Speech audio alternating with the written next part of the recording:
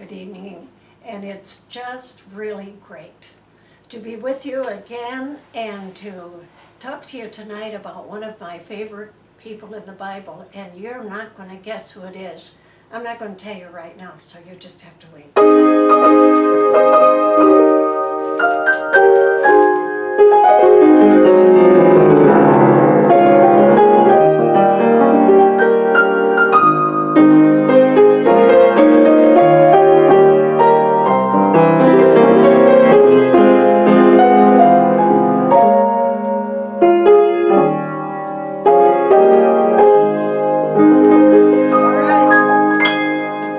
Tonight of my, what I'm going to share with you is 7 steps to answered prayer. And you guess who it is? Jonah.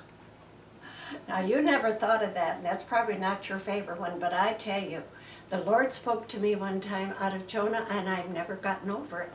Because you remember how he ran from God, and he was not going to Nineveh, and he was not going to do that, and God said, oh, you aren't, huh?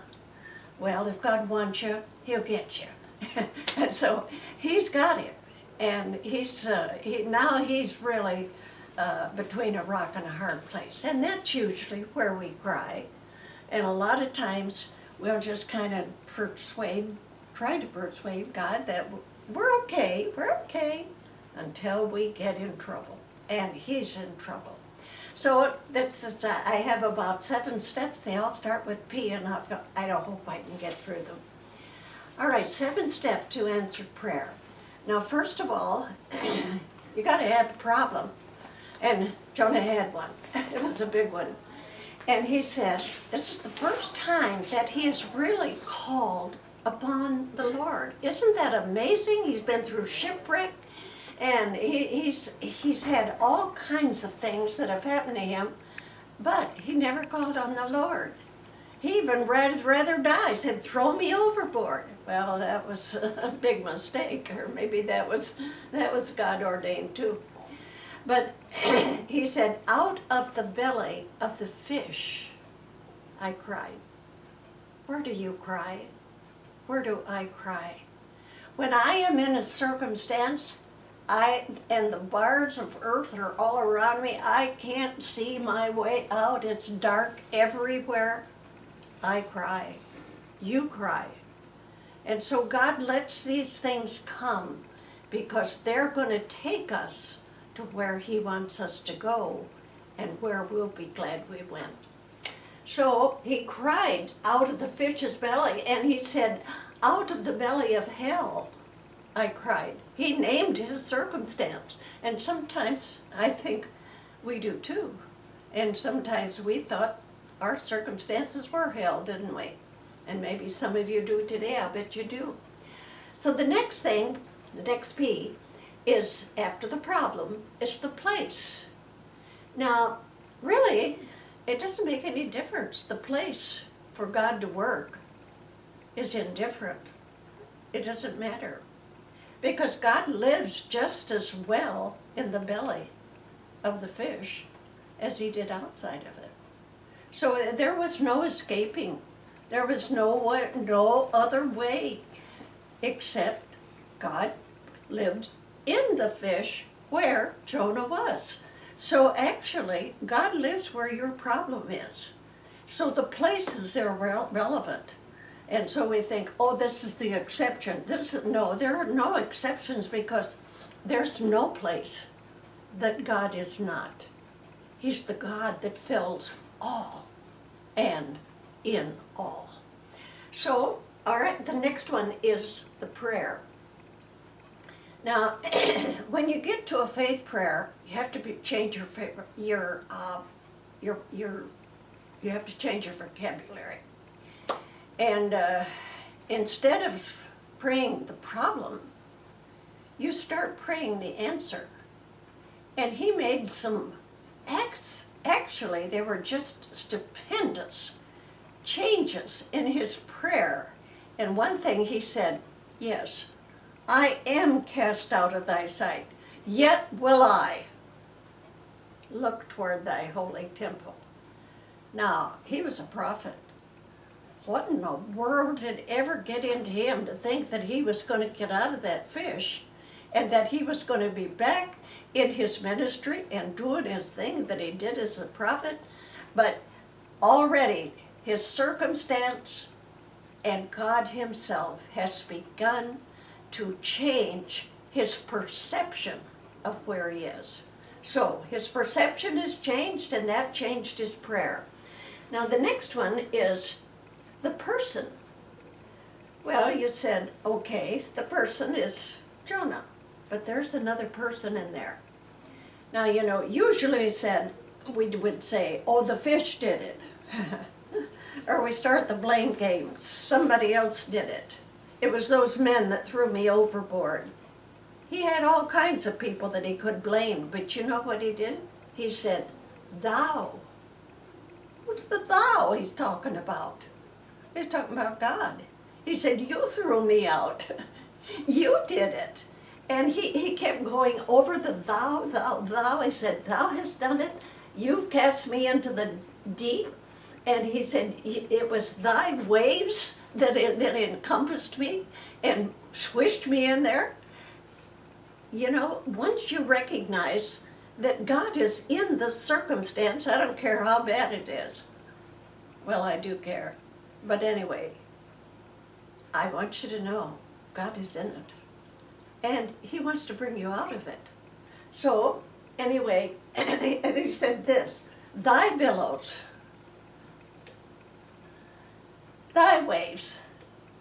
Now, the Bible even said that he was down to the bars of the earth. That meant that that fish had gone underground. He's got a disobedient prophet on board, so it's making him sick.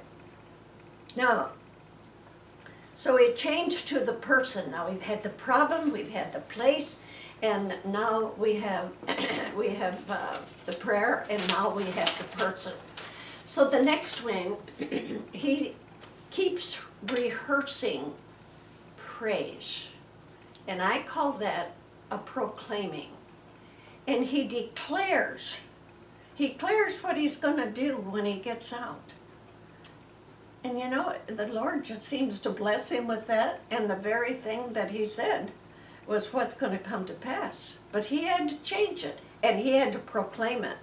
So you want to watch your prayer life, that it contains the things that you want to come to pass and you believe will come to pass. I have heard some people pray and all they did was pray the problem. No, proclaim the answer. Now the next one he said, I have is peace. When you finally come to that place, you know who the person is, you know he put you there, you know there's purpose in it, all of a sudden there's peace. Now how do you say, how do you know there was peace? How do you know that there was peace? It said, because I remembered the Lord. He said, I remembered the temple.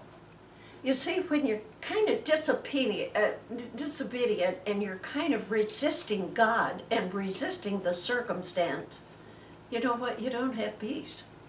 But when you surrender and say, God, whatever you're trying to tell me. My husband said that one time on the back porch, and I thought, wow. He said, God, don't let me out of this until I learn what I'm supposed to learn. Oh, boy. Well, anyway, he was a fast learner. So, peace. So he began to remember, and then he began to rehearse, and he got peace in his heart, right while he was still in the belly of the fish. All right, the next one was praise. And so he says, Lord, I'm way behind in the vows that I have spoken to you. I've done my duty as a prophet, but he said, you know what? I haven't paid my vows. I haven't given you the voice of thanks. But he said, I'm going to change all that. And so then he brings a promise, and the promise is one of praise. So did you get all these peace? I hope so. Now, there is a wonderful, wonderful song, and it goes like this. I can never be lost from your spirit.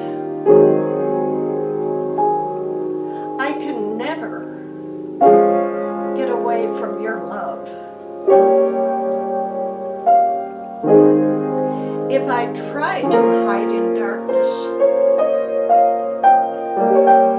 still your light shines through. You are there. You are there.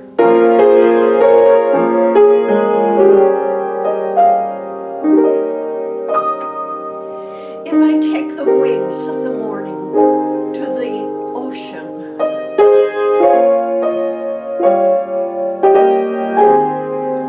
if I make my bed in hell, even there you are there.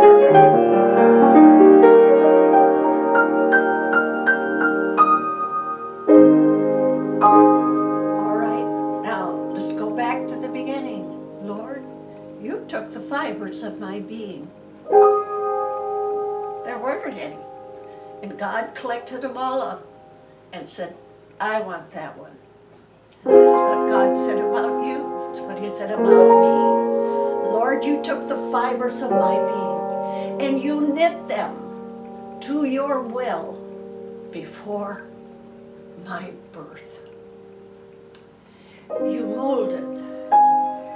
You protected me before I took a breath.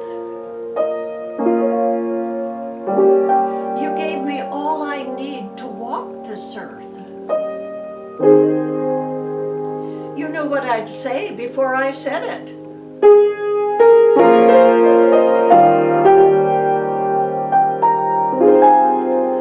You go before, and you even follow after me. For you are there. You are there. And it seems too great, too grand and glorious to begin, to believe. I can never. If I take the wings of the morning to the ocean, even there thy right hand shall lead me. If I try to harden darkness, still your light shines through. Why, you are there. You are there.